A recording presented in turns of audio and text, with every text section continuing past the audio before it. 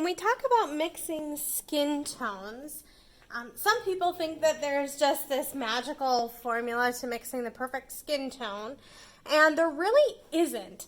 And the thing about mixing skin tones is that every person's skin tone is so different. So if we look at Beyonce's skin tone, it is really, really different, right? So there's a lot of different colors that we can use to create skin tones. So everybody here has a different skin tone. Everyone has not just the color that you see, but the colors underneath. So we can look at like Idris Elba here. He has kind of like it's a little bit of burnt sienna and a little bit of burnt umber mixed together. And if you notice on his cheeks, it does go a little bit yellow. And it goes a little bit to this sort of cadmium yellow. And then if you look at maybe the bridge of his nose here, and maybe I'll pull this up to show you a little bit. Like this area here, you can see a little bit more of a pink color, maybe like a crimson. And that's not going to be the same for any single person. So almost no one has the same skin tone. Not even people necessarily in your family have the exact same skin tone. So while my mother and I we look a little bit similar, we have extremely different skin tones. She has like a very red skin tone, and I lean more toward yellow. So just because you're even in the same family doesn't mean that you have the same skin tone. So the first activity we're doing is you're going to create a couple of these subtractive color mixes. Now you can either for this activity look at your own skin tone or you can look at somebody else's skin tone, but what you're going to be doing is you're going to be creating this like subtractive color mixing, and I'll show you how to do that.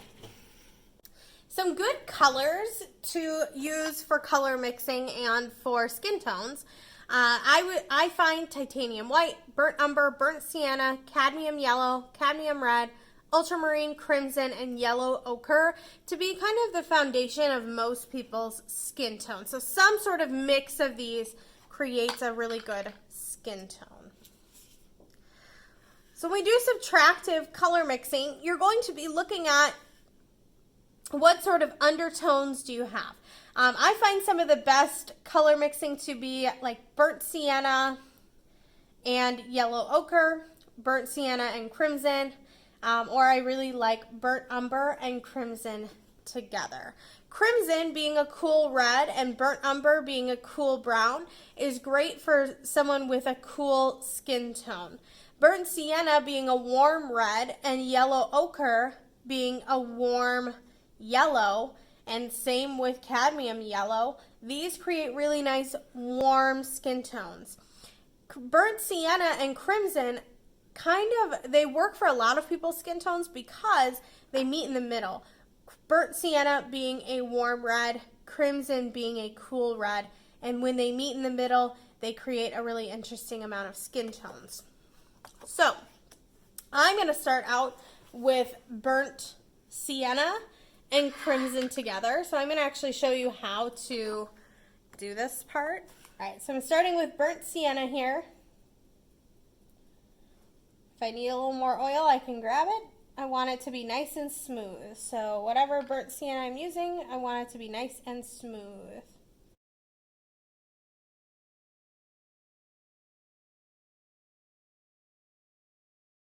All right, so I've got my burnt sienna there. Where this becomes an especially helpful activity is going to be in the next couple of steps. So I'm working my crimson toward my burnt sienna.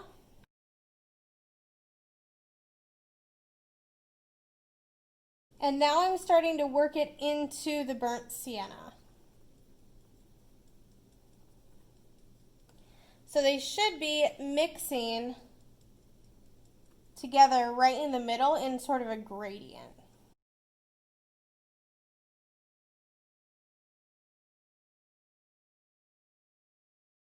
And this just looks kind of like a gradient. When you start to add white, remember that you can start to white starts to bring out the neck or the underneath colors. So what you'll do is you'll grab a little bit of white and you're going to start working it in a layer underneath.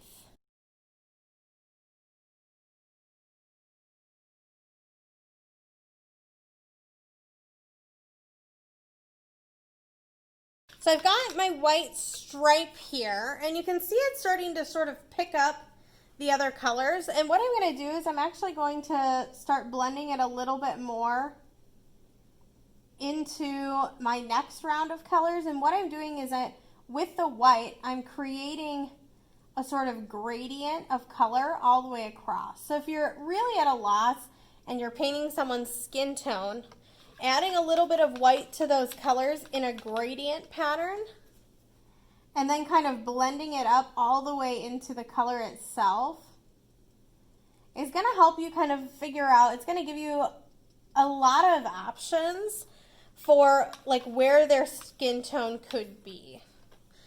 So if they have a darker skin tone, right, you might be in this sort of area up here. If they have a lighter skin tone, you might be in this sort of area down here. And what adding a little bit of white and then kind of fading it up does is it gives you all of these variety of skin tones that you could potentially have and mix with just 3 colors. So this is going to be your first activity. You're doing 3 of these. I want you to try 3 of the 5 colors.